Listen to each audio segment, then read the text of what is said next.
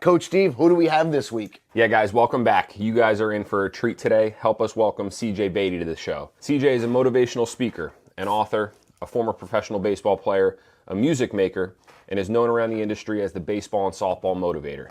His energy is contagious, his passion and love for the game is unmatched, and I think my favorite quality in him is that he's the same person off camera as he is when he's on stage. We spent some time with him at the ABCA the past couple years, and I know Duke recently ran a softball clinic with him.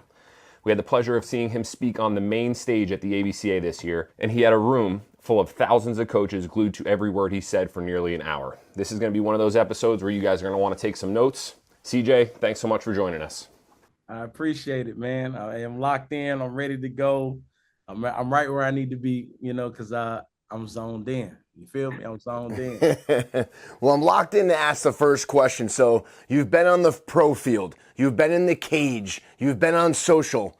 What's one moment that made you say, this is bigger than baseball? What it's bigger than baseball. Shoot is bigger than sports. I think sports in general is a vehicle for people to understand life lessons. You know what I'm saying? I think the moments that really works for you as a coach, as a former athlete, somebody that's looking to give back, are those moments when the kids, the players, the parents, it starts to click.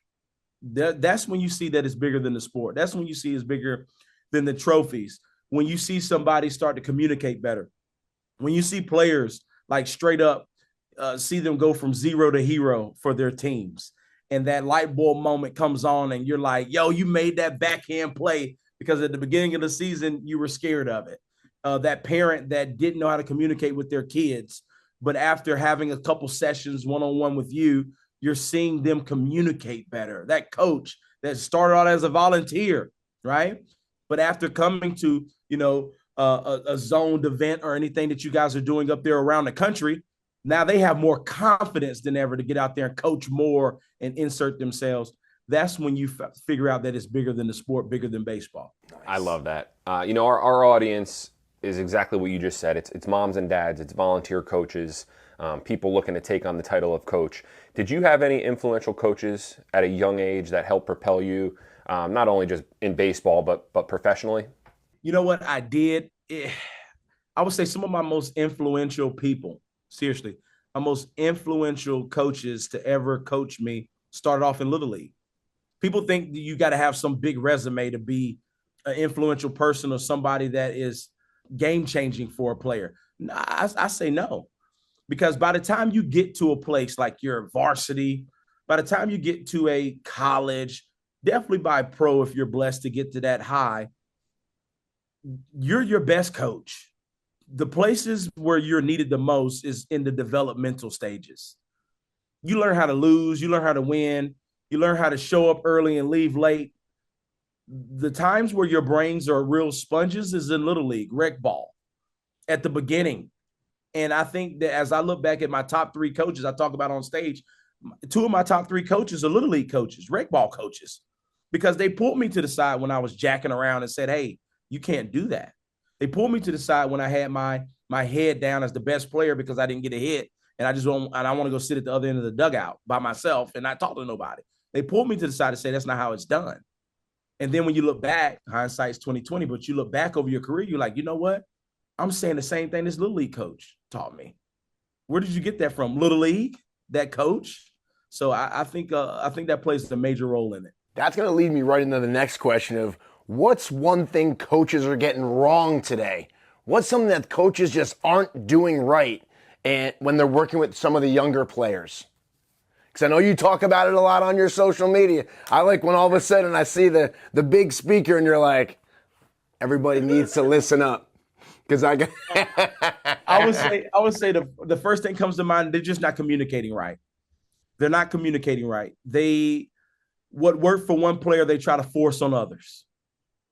They try to do cookie cutout things. Oh, it worked for me, so it's going to work for all of these people. That's not right. And I feel like that's the lazy way. If you sign up to be a coach, you sign up to coach yourself daily. That should be the thing. If I sign up to coach, then I am dedicating my life as a coach to furthering my education daily. Because the moment you think you have it figured out, you're no longer a coach. You're stagnant.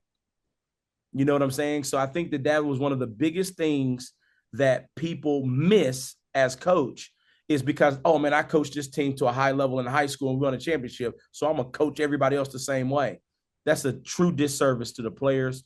That's wasting your time and people's money. The coach that truly makes an impact is the one that's furthering their education daily. That's so good. We both follow you closely. We see you travel the world. You're in different countries. You're a former athlete, so I know you're really comfortable in the locker room. What's it like walking into a corporate office and talking to professionals? What's the difference between getting in the locker room or the clubhouse and then maybe walking into that boardroom meeting? You know what? The biggest difference is they're dressed business casual versus dressed in some uniforms. It's the same beast. It's the same communication barriers. It's the same cookie cutout. It's everything is the same. And I feel like any level of success where you want to climb to higher levels, it's the same mental toughness. It's exactly, I don't care if it's bowling, water polo, Fortune 500 company, scaling your entrepreneurship lemonade stand. It's the same mental toughness. What are you feeding yourself mentally to overcome? How are you handling adversity? How are you handling no's on a corporate level to get you to the yeses? Everything, showing up early, leaving late, asking questions, closed mouths don't get fed.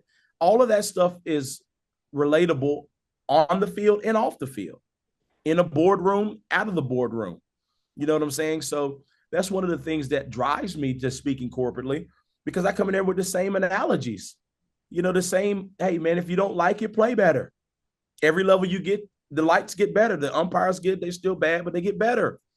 You know what I'm saying? So in the corporate world, if you don't like it, play better. If you don't like where you're at, invest more into yourself. So you just talked a little bit about mindset. So what's one mindset shift that every young athlete needs to make to take their game to the next level? Because you've been at the top level, right? You've been at every single level. You made it to the big leagues, so let's talk to some of these dads, some of these moms, some of these kids that are listening. What's a mindset shift that they can do to help them take their game to the next level?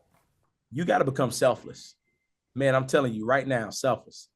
That's the first thing that, the first thing that they say, man, hey, CJ, when you have a kid, I have a beautiful daughter named Shiloh, but when I teach her, the first thing that I want to teach her, yeah, I played at this level. Her mom was a former pro softball player, but what are you going to teach Shiloh first? I'm going to tell you this, to be a great teammate and a great person, because that's going to set the foundation for what's to come. See, a lot of times people put the cart before the horse, and it's X's and O's and this and that and this and that. And then by the time they get to evaluation, they're just terrible people. They don't know how to communicate with people. They don't know how to help. They don't know how to put somebody else first. They always putting themselves first because you made it about them their whole lives. They don't even know how to be leaders. I want to teach my 4-year-old how to be a leader. I want to sit there and set that foundation first, her core values first, because X's and O's can be taught. If you want X's and O's, just go to YouTube.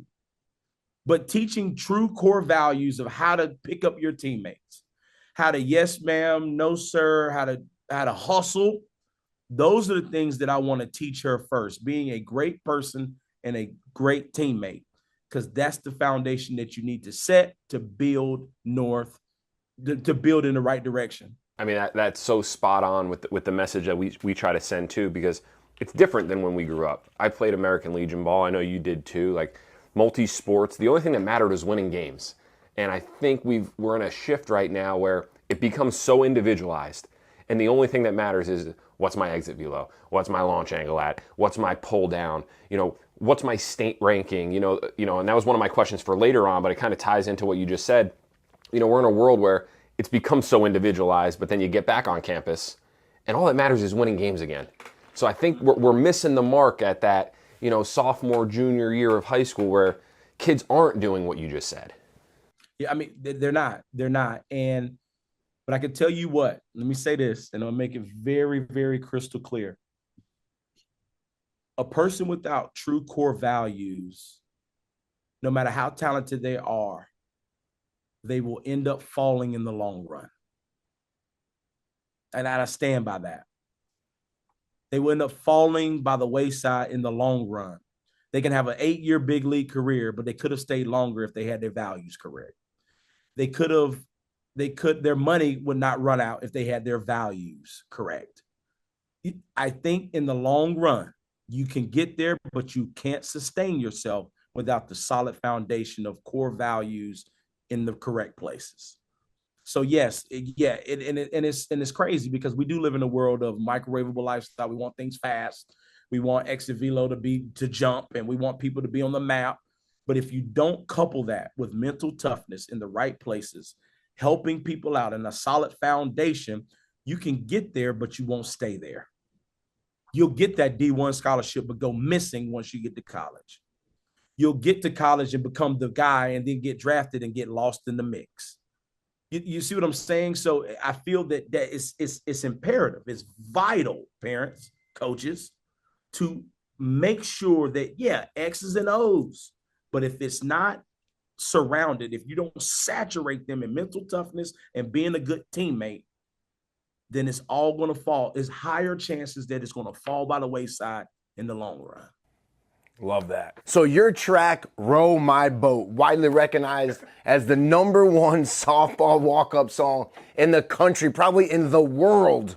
What in the world inspired you to create a song that resonates so deeply with players and fans and like? Yeah. So 2015, I had this crazy idea of just making music. I just wanted to make one song. It was just a baseball song called Message to My Haters. I produced it like literally on the bus in independent baseball on an iPad. I got Music Studio because I knew the freaking app was a legit app because I was paying $14.99 for an app. Dude, anything north of $5 in the app store, is pretty intense. I paid $14.99 for this Music Studio app, right? Anyway, I've always had a musical background, but I made a song called Message to My Haters. I took it to a studio, didn't know what I was doing in the studio. I walked in and I said, "Hey, I have a rap song." He just looked at me like, "Okay." I just need to record it. Don't know what to do from here. He's like, "Do you have the stems, the track outs?" And I'm like, I have on this jump drive, I have the song. He was like, "Okay, dude, this is called a 1-track. That means you don't even have the instruments. This is just a 1-track." I was like, "Yeah, I got a 1-track." He was like, "Okay." So I laid that, didn't put any effort into it. I mean, I loved doing it, but I didn't put any like professional effort into it because I didn't know. Man, I uploaded that thing to iTunes only to just tell my boys, "Yeah, your boy's on iTunes. Check me out, man. I'm telling you, I'm legit." That's it. Dude, I put that on iTunes. I checked about 2 months later, and believe it or not, I had just under $1,000 in there. And I told social media, I dropped it and, "Hey man, message to my haters, blah, blah, blah." I think we did like a little music video on YouTube. It wasn't nothing that I would want to watch right now because it's kind of cringe. But other than that, I had just under $1,000 in there, and I was just like, "Oh my God, like they bought this?" That's more than I'm making in independent baseball. Right? I'm like, "Man, this is crazy." I'm like, "Shoot, man, what if I put some time and effort behind it?" It was clean. So I said, well, maybe this fits in my brand. I'm not cursing. I'm not saying anything wrong. It's like Message to My Haters. Sit back and enjoy the show. All the ones that doubted me, now you're going to know, just so it's like motivation and blah, blah, blah, blah, blah. So I said, well, look, let me see if I can put a whole project together. And that's when Baseball Feel Good Music Volume 1 hit with Bad Umpire, all of that. 2018 happened, and the girls were like, "When are you going to make some softball songs?" And I'm like, "Girl, I ain't play softball." But I said, "You know what? I'll try it out. I'll just put 3 songs out there and see how they do. Row My Boat, Big Girl Talk, and Mrs. Slap." Man, this thing called TikTok grabbed Row My Boat, and they had thousands upon thousands of tens of thousands of videos of girls doing Row My Boat. Look at my cleats. Look at my hair. Pitcher throwing hard, baby girl. I don't care. Coach on third gave me the bunt sign. I'm going to hit a bomb. Guess what? I'll be fine. Umpire blind. Can't see the corner, but I still hit it like Steph from the corner. Don't really matter. You know what I'm saying? So it went crazy on TikTok. And everywhere I went, man, they were like, "Yo, they're blasting that song. They're blasting that song." And it quickly, because of TikTok, blew up to be the #1 song according to Ballpark DJ and other people that have databases of choosing, it's the #1 song in the world for softball. Oh, that's so cool. That is That's so so cool. So you make music, the motivational speaker side of you. You talked for a long time about how a goal of yours was to be on the main stage at the ABCA. Yes. Talk to the listeners. What was that like? What was that experience like? Man, it was a dream come true. I mean, that's the major leagues. I mean, anytime you get a chance to be at the event speaking and then have the opportunity to be on the main stage, it was just a dream, man, because when I found out about the ABCA many years ago, and you see the recaps and you see the stages and the amount of people, I started being a professional speaker in 2015. So, I mean, seriously, it took me 10 years to get on that stage. I started dreaming about being on that stage the moment I became the baseball motivator. And I was just like, God, one day, I don't know how to get on that stage. I don't know what I need to do, but to get up there and to motivate those coaches, that's going to be an honor. So, man, it was a dream come true. I've shedded so many tears in the back room, just leading up to that moment, anticipation, walking around, shaking my hands. Like, I can't believe it's 5,000 coaches out there. But yeah, man, I mean, God is amazing, truly is. To be in that position to finally get my name called. I felt like I got called up to the big leagues. It took 10 years to get to the big leagues, but I made it. So finally getting on that stage was a dream come true. That's awesome. Well, Steve and I coach a 14U team here at Zoned, and so my question is, if you could go back and give your 14-year-old self one piece of advice, what would it be? Ooh, 14, okay. Man, first thing that comes to mind, don't try to fit in, stand out. Because I know at 14, around that 13, 14 is when you're starting to get into ninth grade. Right. You're already in high school or about to be in high school, and you're trying to identify as a cool kid. You're trying to identify and fit in with the crowd. But if I could go back, I would be like, hey, bro, hey, you're going to be the man one day. It's time for you to set your own trends. You know what I'm saying? It's okay, dude, I know you want to be cool, but hey, you got some work to do. So if I can go back and tell my 14-year-old self is don't waste time trying to fit in. Spend all your time trying to stand out. That's what I would tell myself. I think my favorite part about you speaking at the ABCA was when we did the breakout room session after. And there was a gentleman, he was a college coach, and he talked about work-life balance. And you just talked about your wife and your daughter. I loved your answer, and I'll let you do it because I don't want to paraphrase it. But when he talked about being there for the team, but then also being there at home, and how we get so caught up in being at the field, and you're constantly traveling, and you want to be the best coach possible, but then not leaving the team at home hanging. Mm-hmm. Dude, that's everything. And I am so thankful for my wife because I couldn't do what I do now without her. People think that outside is the most important because that's going to keep the roof over your head at home. But who wants to have a solid roof over your head and a let's just say a rocky foundation underneath that roof? At times I needed my wife to help me with that. And she really holds me down in that perspective. So when he talked about that, I said, hey, man, you're going to have to be more intentional was the word I use. Mm-hmm. You have to be more intentional. And at times we're intentional with business. You're intentional about meetings. You're intentional about time. I said, you need to be more intentional about your marriage, intentional about communication. We teach coaches all the time to be intentional about learning their players. Well, your players are at home too. You know what I'm saying? Like, hey, man, I just don't understand my wife. Well, what happens when you don't understand your shortstop? I just don't understand. I can't communicate with that. Well, you got to make the time to get to know your shortstop so you can figure out how to communicate and get the best out of them. So when I started to take that at home, then that's when I started winning off of the field, out of home, when I got my home right, with being just present more intentional. My presence, intentional presence, cutting the days a little bit short that I'm in my home office to say I'm going to dedicate this last hour to my family. Back in the day, it was just more so what I need to do to make sure my day is a lot easier tomorrow. And I'm spending more time in my home office. And then I'm just giving a kiss before bed to my daughter instead of me spending the last hour with my daughter. It's just, and it's not that I intentionally didn't want to be around my daughter, but life speeds up when you're trying to take over the world and that you miss some of those moments. So I think for that coach, I just wanted him to say, hey, just be more intentional, be more present.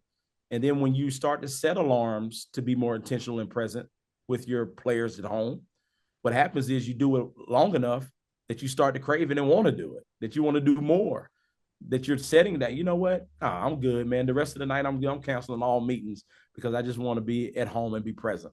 So I think that was a powerful lesson learned, not only for that coach, but for everybody that was in attendance, including myself. I think you're 100% right, because watching and looking around, because once you got asked that question, I was interested to hear how you were going to answer that, because I knew it hit home.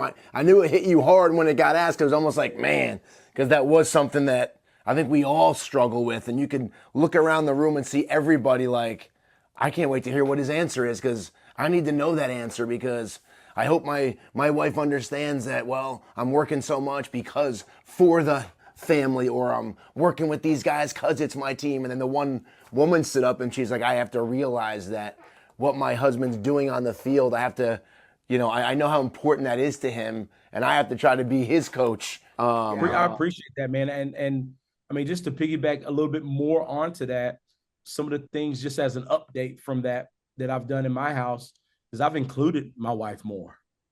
You know what I'm saying? I never really thought about it, but I've included it. Hey, babe, what do you think about this graphic that I'm about to put out? Hey, what do you think I should do with this next event? Take a look at this run of show. Am I missing anything? And I found out that me just doing it to add her, it started to become like, I love having her feedback. So now she's more involved, and that helps me be on the road a lot more because she's involved. It helps me be on the road a lot more because now I'm like, I got a little bit more money at this engagement. I'm going to fly my wife out with me. Instead of that not crossing my mind, I'm like, babe, what do you think? How about you come to this event with me? And instead of me worried about profiting, I'm like, this investment, bringing my wife, is helping me at home. You know what I'm saying? So it's like, if I want to stay out and grow the business, I need to make some investments in her that's going to keep my leash long to be able to keep growing the business. So I'll change topics a little bit. I mean, just like Duke and I, we probably thought we were going to make our career playing shortstop for the New York Yankees. We were all told. So we were all told at some point that we weren't good enough, and we transitioned into coaching and having a facility, and trying to pass it on to the next generation of players. And you do the same, and you do it in various different ways. But what was that like? What was that transition like for you post baseball for the first time? It was scary. It really was, because it's something that you've been doing your entire life. Since you could hold a baseball, throw a baseball, say the word baseball, baseball's been your entire life. So there comes that point, man, where you just got to start to think. And I thank God for my parents, because I wasn't the one that just, even though I put all my chips into baseball and making it, I had enough inside of me through my parents and my guidance that I needed to start thinking about what was next after baseball, if baseball doesn't work out. But it was tough, man, because, golly, if you think about it, how much we owe the game of baseball. Yeah, we didn't have an illustrious 10-year major league career, but what baseball has blessed us with, to travel, to impact families, to impact thousands of kids using social media and baseball, man, we owe so much to the game of baseball in that capacity. But it was just tough because this feels like that's a part of you that's dying. It's a loved one that, there's a part of the process. And, when, your older ones, your great grandma and grandmas, they pass on, you're still sad. It's a part of the circle of life. But, whenever you make that transition and you have to hang up your cleats, it's a tough time. Because there's no more spring trainings. It's no more late nights in the cage getting your reps. It's no more throwing with your buddies. There's no more bus rides. It's no more camaraderie. It's no more, hey, guys, let's go turn up at Applebee's after the game. It's no more, let's go downtown after the game. It's no more of that. So it's just, you don't really understand how special baseball played, even if you were wronged on a team. Even if you and the coach didn't see eye to eye, the memories that you had in that apartment complex where it was 2 rooms and 9 of y'all in that room. You know what I'm saying? It's like we still talk about the epic battles of Super Smash Brothers, playing this, or on the road playing video games together, in the back of the bus playing spades.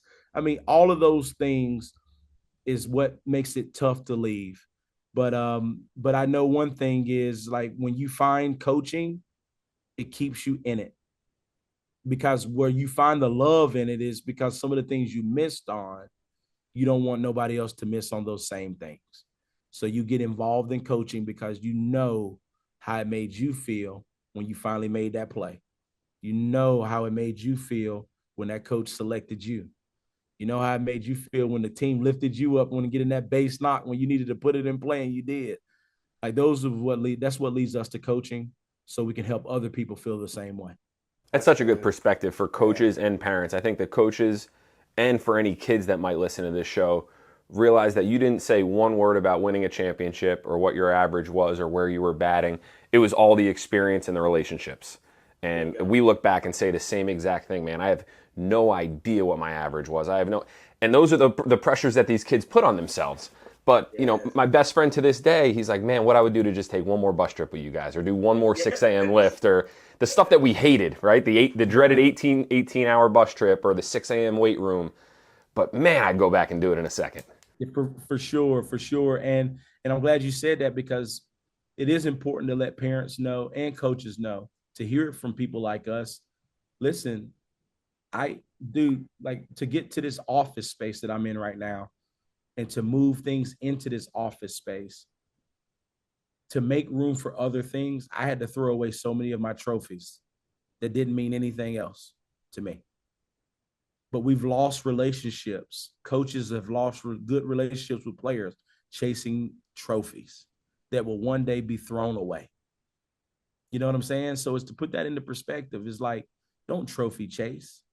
Change lives. That's what you chase. Impact is what you chase. You know, you're trying to win so much that you're chasing a trophy that literally will be thrown away in a few years. Thrown away, that means nothing after you get home. They talk about pulling out of a lot with a Range Rover, no offense, but as soon as you touch the pavement outside of that lot, it goes down. The depreciation goes straight down. The moment you leave that tournament, I would give it, get that ring. I'll give it about 2 weeks. After that, it's just going to sit in his room. And it doesn't mean anything anymore, other than, oh yeah, at this tournament, I think I hit a home run. But as the year and time goes by, that ring means nothing.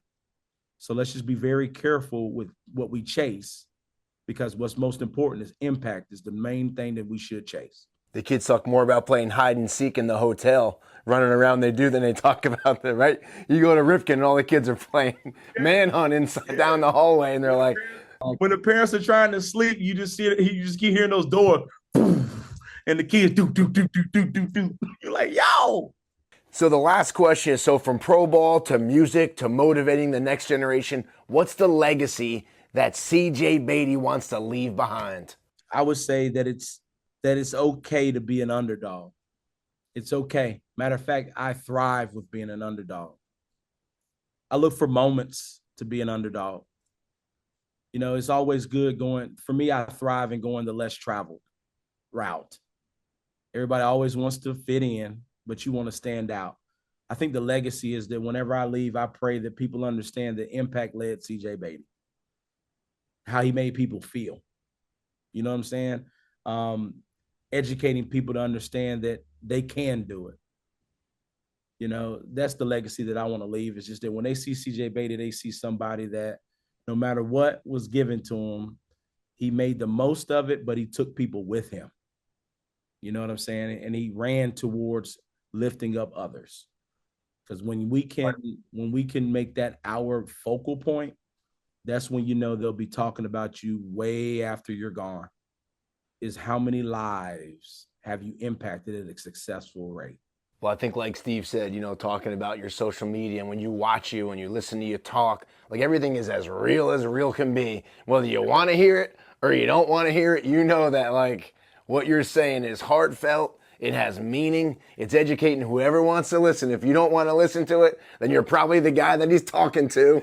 But if you are listening, you're like, oh my gosh, you know about 50 people that you know exactly what he's saying. And you're like, oh my gosh. But, you know, watching the fun and the girls and all the talks and the, you know, just, it's so fun watching you and being your friend and just keep doing what you're doing, because anytime your name comes up, Steve and I just start going crazy. We're like, you know what, that's just what happens. So, you know, if that means anything to you, that's what your legacy, you're doing it. So I appreciate it. And likewise, man, iron sharpens iron. That's why I get any opportunity I get to help out, dominate the diamond zone or Duke, Steve, I run, because I said, man, these are my guys. And it takes a village. It really does. You know, I couldn't, you know, we lean on each other without even knowing that we lean on each other. You know, we see something, I see Zone doing an event or something. I'm like, yo, y'all need to get plugged in with them. You know, I was talking with somebody before I got on this one, and he said, we need to figure out a way to show coaches. I said, well, show coaches, you need to watch Zone. But those guys got, you know, Dominate the Diamond, and those guys, Duke, Baxter, Steve, you know, they put the gloves and the stuff on the parents. They're like, I never really thought about that. I said, bro, you need to go see it. Like they doing it right up there. So it's just like, it makes me feel good. Like you said, I get feel good. I get all the feels and everything like that just when I see what you guys are accomplishing. Because if there's anything that I can say about what you guys are accomplishing, is the easiest thing is y'all do it right. You know, y'all do it right. Y'all do it right. It's straight up authentic, and it's consistent. Like, you know what you get when you get Duke and Steve, man. So keep up the great work, man. Thanks, man. The feeling's mutual, man. We appreciate you taking the time to be with us today. Thanks so much for joining us on the Get Zoned In podcast. We hope you guys enjoyed this episode and found it helpful and informative. If you like what you heard and you want to learn more, be sure to subscribe to our podcast and follow us on social media at Zone Sports and at Dominate the Diamond. We'll be back with more tips, insights, and expert interviews to help you grow this sport. Until then, keep coaching, keep learning, and keep motivating and making a positive impact in the world. Remember to dominate the diamond today.